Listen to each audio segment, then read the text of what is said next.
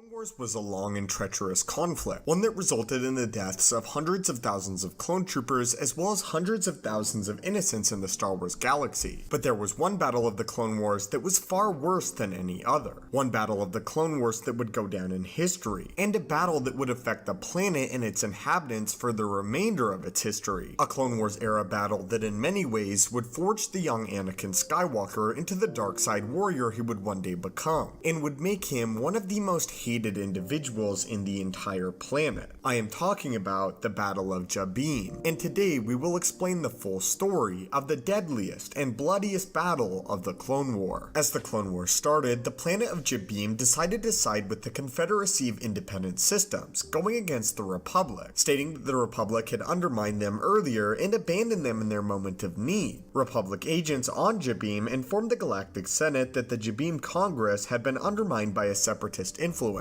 In fact, Alto Stratus, the leader of the Jabimi nationalists, had orchestrated a coup, killing most of the pro-Republic members of Congress. Stratus felt as though the Republic had failed to aid the Jabimi during several local conflicts and only exploited the planet's mineral wealth for its use in war against the Confederacy of Independent Systems. For those of you that don't know, the CIS is actually Dooku and the Battle Droid Army, and all of the planets that decided to join with Dooku over the course of the Clone War. Although he spoke eloquently against the oppression of the Republic, many believe that these words had been purchased with weapons, supplies, and credits by the Confederacy and by Dooku, which gave his faction a strong military support. After this act of treason though, civil war broke out between Stratus nationalist faction and the remaining Jabini loyalists, led by Captain Orlis Gillam. Negotiations spearheaded by the Alderaanian diplomatic corps were rebuffed as Jabini geared for war. Rather than lose Jabim and its valuable mines, the Republic decided to retake the world by force if they had to, and to prepare, the Republic positioned its strike force on the nearby planet of Handuin, ready to retake the planet and stop the Confederacy plague that had infected it, as well as take the valuable resources and ore that the planet produced, deeming it a must-acquire planet. The Republic forces established a stronghold at a shelter base and proceeded to launch attacks on the Separatist defense positions. Aided by Captain Gillam's native loyalist forces, the task force overran a dozen enemy defense positions, but this was actually a part of the Separatist strategy to divide Republic forces. Stratus kept his battle droids and his elite Nimbus commandos in reserve for a strike on the now vulnerable shelter base. He attacked on day 21 after the Republic landing, inflicting heavy casualties, including 2 Jedi generals and most of the Padawans present, as they were overwhelmed by the sheer amount of super battle droids that he possessed, and the clone troopers were simply overrun. Obi-Wan Kenobi was thought to have perished in the ensuing battle. However, it was later revealed that he had survived. He and ARC Trooper Alpha 17 had been captured by the Dark Jedi Asajj Ventress and transported to Rakata. Things did not get better for the Republic or the troopers, as the Republic was ill-prepared for the atrocious conditions on Jabim, whereas the Jabini rebels had lived there all of their lives. The task force's heavy walkers became mired in the muddy, rain-soaked plains, where they were vulnerable to agile Nimbus commandos, picked off one by one,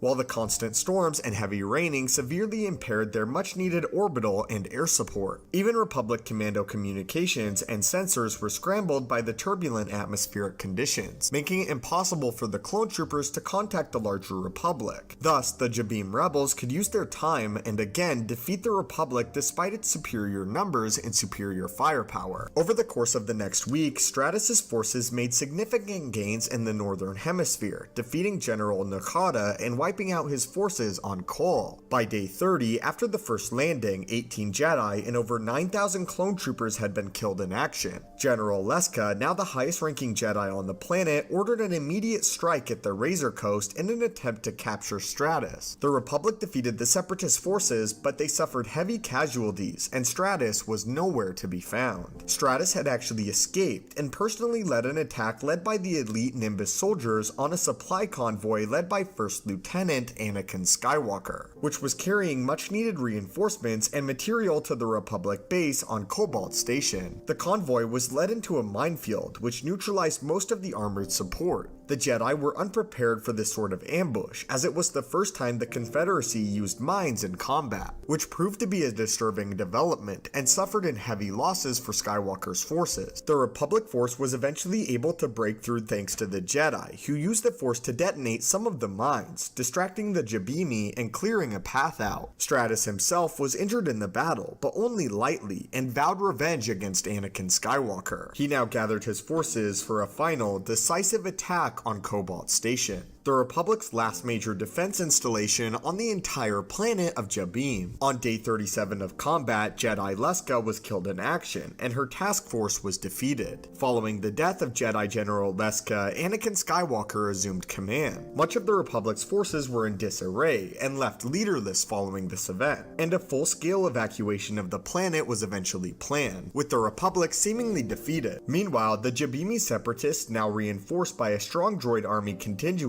were advanced on the departure point of Monso Mesa, just south of Cobalt Station. A battle group was formed from a small group of Padawans and the remaining clone troopers to defend the station in an attempt to delay the separatist advance on them, and allow a lot of clone troopers to escape the planet. This small group lasted for over 5 days against an army of more than 10,000 battle droids. Stratus was eventually killed in the last battles by Aubrey Wynn, a young Padawan, and half of his forces were eventually destroyed. Although Republic casualties were also very heavy. Every Jedi present died, except for Anakin Skywalker, who, on Chancellor Palpatine's orders, had departed to lead the evacuation, saving Skywalker's life. However, the battle group had succeeded in delaying the Separatists long enough for the main Republic force to evacuate off the planet, and Stratus's death made any organized pursuit impossible. On day 43, the Republic evacuation ships arrived. However, there were not enough ships for both the clones and the remaining pro-Republic loyalist forces, who were desperate to escape the revenge of the now successful Separatists, as essentially the Separatists had completely destroyed the Republic in this battle. Skywalker chose the clones. The loyalists were abandoned to their fate with the words, "This is your war now." The Jabimi, who had also placed their trust in the Republic, rightfully felt betrayed and tried to force their way onto the ships, but were repulsed by Anakin Skywalker, who held them back with a force choke force technique. Left behind, watching their one hope of survival deserting them, they threw mud and curses at the retreating Republic forces. Mainly though, the young Padawan named Anakin. With the Republic forces gone, the Confederacy was soon in complete control of the planet. So although both sides suffered severe casualties, the battle was considered a grievous defeat for the Republic. It was in the panic following the battle that the 501st Legion was deployed to Coruscant. It also left a legacy of enduring hatred among the Jabimi people for the Republic that had betrayed them in their hour of need, and for the Jedi, and most of all, the name of the betrayer, Skywalker. Also, while the Republic lost 27 Jedi and over 10,000 clones, with 2 of 3 evacuation means of transport damaged, as well as 7 walkers lost, the Separatists lost over 8,000 nationalist soldiers, huge numbers of their battle droids, many Nimbus commandos, and every last assassin droid deployed on the planet.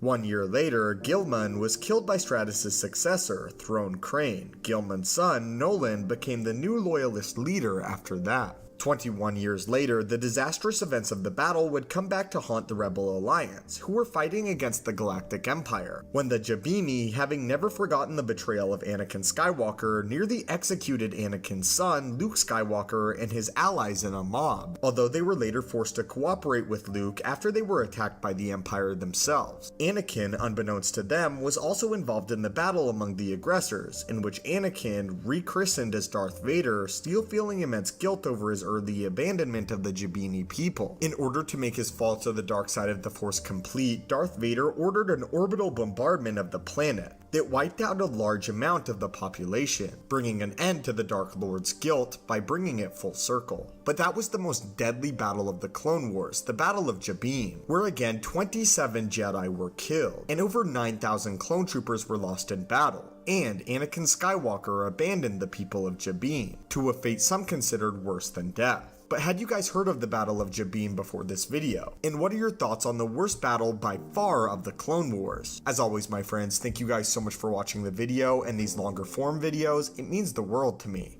May the Force be with you, and have a great day.